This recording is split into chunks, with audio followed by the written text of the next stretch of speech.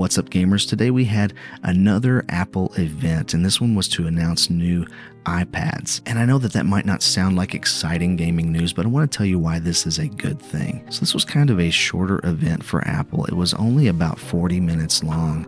And it had started with this very colorful thing where they were drawing with the Apple Pencil. Clearly, that's what it was supposed to mimic, and it had all these bright colors. And they did announce a new Apple Pencil today, but we're not really going to talk about that. But I want to talk about these announcements of the new iPad Pro, the new iPad Air, and why you should care as a gamer. When it comes to the iPad Air, they said, hey, we're updating the chip. It's going to have the M2 in it now. It's still going to be priced at $599. And what's significant about this is that, hey, you're now getting a device that can do a lot of productivity. It has this great battery life. It is very portable and lightweight. It has an awesome screen. It's priced a little higher than a console, but you can also do so many more things with it. And it has this M2 silicon in it that is fanless. It has no fan. And they talked some about that too, about how they have reduced the heat on these iPads. And so that was cool to see. But they mentioned being able to play games like Zenless Zone Zero and showed off a little bit of footage of that. And they also mentioned Assassin's Creed Mirage, which is really a AAA title being ported to the iPad. And you're going to be able to play that on the iPad Air and obviously the iPad Pro. And this is why I'm excited about the future and how Apple is helping, I think, push gaming forward in some way, where now you are able to play AAA titles, ports of these games, on a device that has a huge bright screen and no fan, and you can connect any controller to these devices, Xbox, PlayStation. A lot of people still don't realize this, that you can connect Xbox, PlayStation, and even Switch controllers to Apple devices, including the iPhone and the iPad, and play in a way that really rivals PCs, again, on a device that comes in at a budget price of $599 with an excellent screen.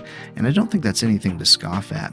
And then you get to the iPad Pro. The iPad Pro, they announced it by showing this trailer here where they were crushing all of these devices, the arcade machine, the piano, a guitar, a metronome, all the paint and like the clay there, like all of this stuff, that they were really making this point that, hey, we've taken all of these things that used to take up this much space and we've crushed it down into something that takes up very little space. And it was really hard for me to watch this.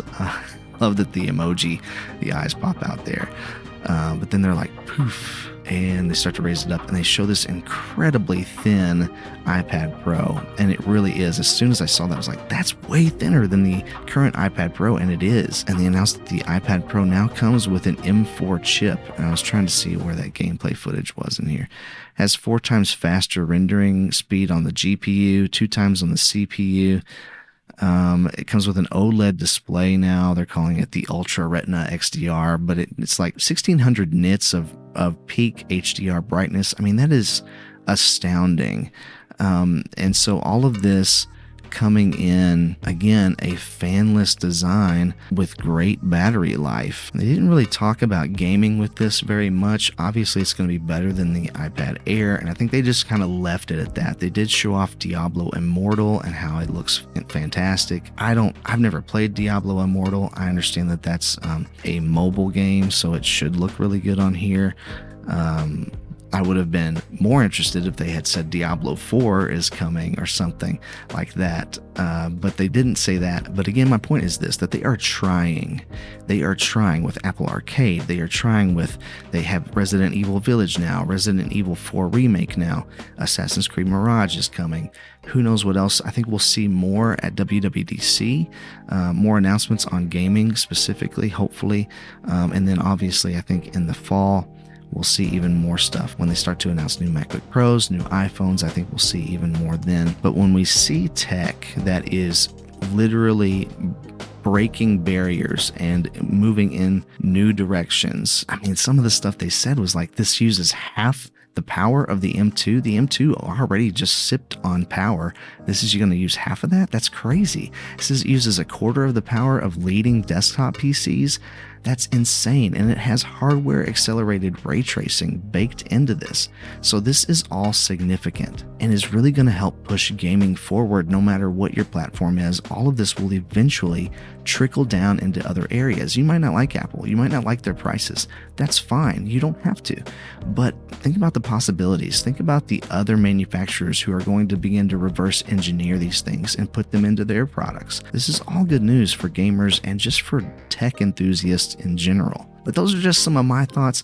What do you think? Let me know in the comments below. Stay kind and encouraging out there, and I'll catch you on the flippity flip.